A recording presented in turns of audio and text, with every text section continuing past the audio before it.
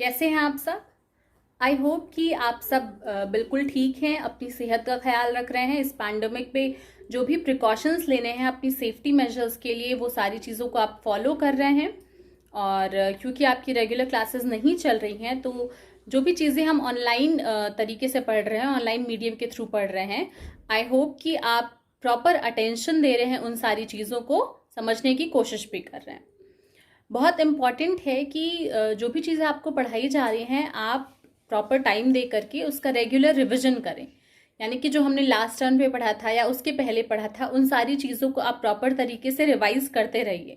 क्योंकि जब आप उन कंसेप्ट के टच में नहीं होते हैं, तो मैथ्स में यही प्रॉब्लम हो जाती है कि फिर हम चीज़ों को भूल जाते हैं। जब आप रेगुलर तरीके से उन क्वेश्चंस को सॉल्व करेंगे या जो भी फॉर्मूला है उसको देखेंगे, तो आपके लिए जो कंसेप्ट है आपका मैथ्स का, वो बहुत स्ट्रांग हो जाएगा। और ये एक प्लस पॉइंट होगा आपके लिए एग्जाम्स में मार्क्स गेन करने के लिए, अपनी नॉलेज को इंक्रीज करने के लिए। तो हम आज का चैप्टर स्टार्ट करते हैं, आज का टॉपिक स्टार्ट करते हैं। और आप ध्यान से सुनिएगा, लेक्चर्स को समझने की कोशिश करिएगा, ठीक है? So let us begin the lecture for today. तो अभ्यास 6E से स्टार्ट करते हैं। पहला क्वेश्चन क्या कह रहा है? एक समकोण त्रिभुज के दो न्यून कोणों का अनुपात जो है वो 7 से 11 है, 7:11 रेशियो में है। आपको कोणों का मान ज्ञात करना है। आपको पता है कि समकोण त्रिभुज को हम राइट एंगल ट्रायंगल कहते हैं, जिसमें कि एक एंगल 90 डिग्री होता है। अब मान लेते हैं कि जो त्रिभुज है उसके जो दो न्यून कोण हैं वो 7x और 11x है, यानी कि ये 7x और ये 11x। तो ट्रायंगल के तीनों एंगल्स का सम 180 डिग्री होता है। इन दोनों को जोड़, अब ये 90 अकेले हो गया, तो 7x और 11x को जोड़ने पे कितना आना चाहिए? 90 के बराबर आना चाहिए। तो हम क्या करेंगे? इन दोनों को ऐड करेंगे। 18x इज इक्वल्स टू 90, ठीक है। 7 + 11 दैट इज़ 18। 18x की वैल्यू 90 आ गई। यहाँ से x की वैल्यू कितनी आ जाएगी? 90/18। और 18 का टेबल अगर आप 5 टाइम्स पढ़ेंगे तो आपको x की वैल्यू मिल जा रही है 5। 18 5 = 90 होता है, ठीक। अब जब आपको x की वैल्यू मिल गई तो आपको बाकी के जो दो एंगल्स हैं वो 7x और 11x है। तो 7x इसके बराबर हो जाएगा। 7 को हम किससे मल्टीप्लाई करेंगे? 5 से। ये हो जाएगा 7 5 = 35। और 11 को हम 5 से मल्टीप्लाई करेंगे, जो कि हो जाएगा 55 डिग्री। तो ये जो आपका राइट एंगल्ड ट्रायंगल था ये 90 डिग्री है। जो एंगल 7x था वो 35 डिग्रीज के बराबर है, और जो एंगल 11x था वो 55 डिग्रीज के बराबर, ठीक है। ऐसे ही क्वेश्चन नंबर 2 क्या कह रहा है कि दो कोटि पूरक कोण हैं और इनका अंतर जो है वो 20 डिग्री है। प्रत्येक कोण का माप बताइए। तो इसके लिए ज़रूरी है आपको दो शब्दों का मतलब पता हो, कोटि पूरक कोण और समपूरक कोण। यदि दो कोण जो है वो कोटि पूरक कोण है, तो उनको जोड़ने पर जो उनकी वैल्यू आएगी वो 90 डिग्री होगी। यानी कि दो एंगल्स हैं, उनको अगर हमने ऐड किया और वैल्यू 90 डिग्री आ रही है, तब हम कहेंगे कि दोनों एंगल्स कैसे हैं? कोटि पूरक कोण हैं। और अगर उनको जोड़ने पर वैल्यू जो है उसकी वो 180 डिग्री आ रही है, तब हम उसको कहेंगे कि वो समपूरक कोण है।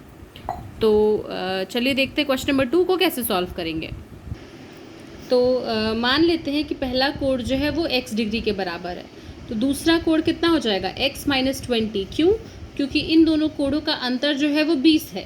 तो अगर पहला x है तो दूसरा x - 20 हो जाएगा।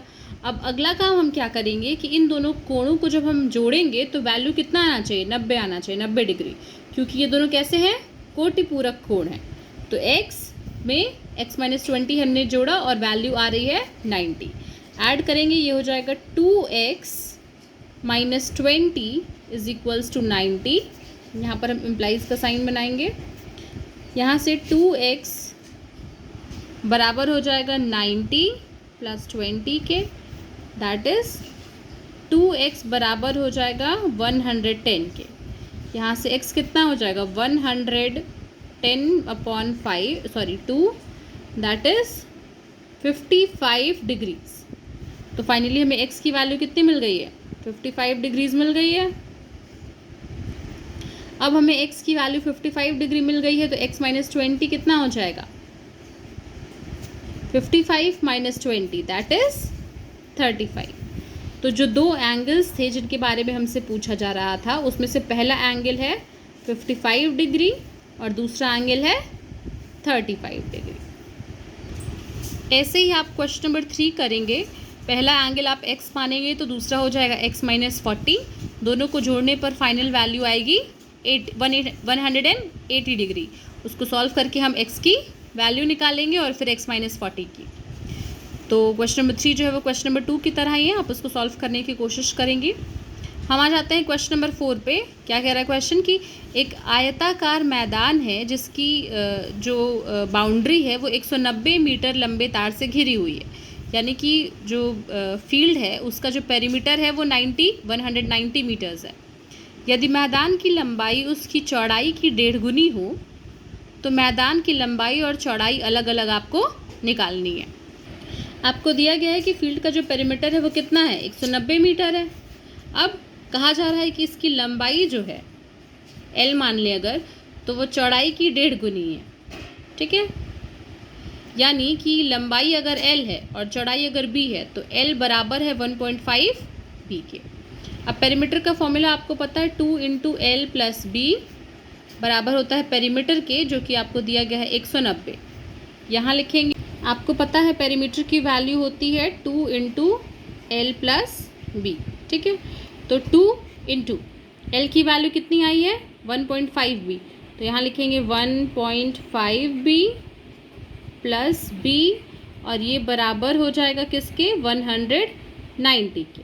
यहाँ से 1.5 + 1 2.5 B हो जाएगा 190/2 के, या फिर B की वैल्यू कितनी हो जाएगी, 190/2 × 2.5। इसको सॉल्व करके आप ब्रेथ की वैल्यू निकाल लेंगे और उसके बाद जब वो वैल्यू मिल जाएगी तो उसी वैल्यू को आप 1.5 से मल्टीप्लाई करेंगे और आपको लेंथ की वैल्यू मिल जाएगी। अगली एक्सरसाइज समझने के लिए हमें एक संबंध समझना होगा समय, दूरी और चाल में। तो गणित का ये एक बहुत ही ज़रूरी सूत्र है, जिसमें कि जब भी आपको क्वेश्चन दिया होगा समय, दूरी और चाल से संबंधित समस्या का, तो आपको इसी सूत्र का इस्तेमाल करके उसको हल करना है। तो स्पीड बराबर होता है डिस्टेंस अपॉन टाइम के, यानी कि चाल बराबर है दूरी अपॉन समय के। इसी तरीके से दूरी बराबर है चाल गुणे समय के और समय बराबर है दूरी बटा चाल के। यहाँ 3 क्वांटिटीज़ हैं, दूरी, समय और चाल। इसमें से कोई भी 2 दिया होगा और तीसरा आपको निकालना है। तो जो भी आपको निकालना है फॉर्मूला इसी तरीके से है। हम इस फॉर्मूले का यूज़ करके हम जो भी वैल्यूज़ हमें निकालनी है वो हम निकाल सकते हैं। अब हम अभ्यास 6F के कुछ क्वेश्चंस को देखते हैं। तो मान लीजिए सबसे पहला ही क्वेश्चन देखते हैं कि एक मालगाड़ी है जिसकी लंबाई आपको दी हुई है 450 मीटर। ये मालगाड़ी एक खंभे को 18 सेकंड में पार कर लेती है। तो आपको बताना है कि उस मालगाड़ी की चाल क्या होगी और यूनिट क्या होना चाहिए, किलोमीटर प्रति घंटा। अब आप देखिए कि क्वेश्चन में आपको जो यूनिट दिया है वो मीटर और सेकंड दिया है। तो हम क्या करते हैं, पहले आंसर मीटर और सेकंड की सहायता से निकाल लेंगे और फिर लास्ट में हम उसको चेंज कर देंगे किलोमीटर प्रति घंटे में। चलिए, तो क्वेश्चन में आपको दिया हुआ है लंबाई, जो मालगाड़ी की लंबाई दी है वो है 450 मीटर और समय दिया है 18 सेकेंड। तो चाल बराबर क्या होता है, दूरी बटा समय। दूरी कितनी है, 450 मीटर और समय कितना लग रहा है, 18 सेकेंड। तो इसको सॉल्व करके आप इसकी वैल्यू निकालेंगे और उसके बाद ये जो वैल्यू आ रही है ये मीटर पर सेकंड में है, इसको हमें किस में चेंज करना है, किलोमीटर पर आवर में। तो अगर कोई भी आपको स्पीड की जो यूनिट है वो मीटर प्रति सेकंड में दी हो और उसको बदलना हो किलोमीटर पर आवर में या किलोमीटर प्रति घंटे में, तो उसको हम 18/5 से गुणा कर देते हैं। ठीक, तो यहाँ आप इसको सॉल्व करेंगे 450/18 को और जो वैल्यू आएगी उसी वैल्यू को आप 18/5 से मल्टीप्लाई करेंगे and that will give you the value of that speed in the units of kilometre per hour. इसी तरीके से एक और क्वेश्चन देखते हैं। संजय साइकिल द्वारा 10 किलोमीटर प्रति घंटे की चाल से कार्यालय में 6 मिनट लेट से पहुंचता है। विलंब मतलब लेट। तो वो जब स्पीड उसकी है 10 किलोमीटर प्रति घंटा तो उस टाइम पे वो 6 मिनट लेट पहुंचता है। लेकिन अगर वो अपनी चाल को 2 किलोमीटर प्रति घंटा बढ़ा देता है, यानी कि अगर वो 12 किलोमीटर प्रति घंटे की स्पीड से चलता तो वो 6 मिनट पहले पहुंच जाता। आपको बताना है उसके घर से कार्यालय की दूरी कितनी है। मान लेते हैं घर से कार्यालय की जो दूरी है वो x किलोमीटर है। तो हमें फॉर्मूला पता है, समय क्या होता है, दूरी बटा चाल के बराबर होता है। अब पहले बार में केस आपको जो दिया गया था वो ये था कि वो 10 किलोमीटर प्रति घंटे से चल रहा है, तो उसकी स्पीड जो है वो 10 किलोमीटर पर आवर हो जाएगी। ठीक, अब यहाँ से टाइम कितना लगेगा, x/10। इसी तरीके से जब वो अपनी स्पीड को 2 किलोमीटर पर आवर बढ़ा लेता है, यानी कि 12 किलोमीटर प्रति घंटे कर लेता है, उस समय उस पॉइंट ऑफ टाइम पे जो समय लगेगा वो कितना होगा, x/12। अब क्वेश्चन क्या कह रहा है कि अगर वो इस स्पीड से चलता है, मतलब अगर उसे इतना समय लग रहा है, ये समय के लिए हम इक्वेशन बनाएंगे यहाँ पे, तो अगर वो x/10 समय उसको लग रहा है तो वो 6 मिनट पहले पहुँच जाता है। इस मिनट को हमने 60 से डिवाइड करके किस में चेंज किया है, आर में चेंज किया, घंटे में चेंज किया है। तो अगर वो ऐसे चलता है तो 6 मिनट पहले पहुँच जाता है, या फिर अगर वो 12 किलोमीटर प्रति घंटे के स्पीड से चलता है तो इतना समय उसको लग रहा है, लेकिन वो 6 मिनट पहले पहुंच जा रहा है। यहाँ पे बाद में पहुंच रहा है, यानी कि उसको लेट हो जा रहा है, और यहाँ पे वो जल्दी पहुंच जा रहा है। तो इस तरीके से हम इक्वेशन बनाएंगे कि एग्जैक्ट जो समय है उसमें से यहाँ 6 मिनट घटा देंगे क्योंकि वो लेट से पहुँच रहा था, और यहाँ पर 6 मिनट जोड़ देंगे क्योंकि वो जल्दी पहुँच जा रहा था।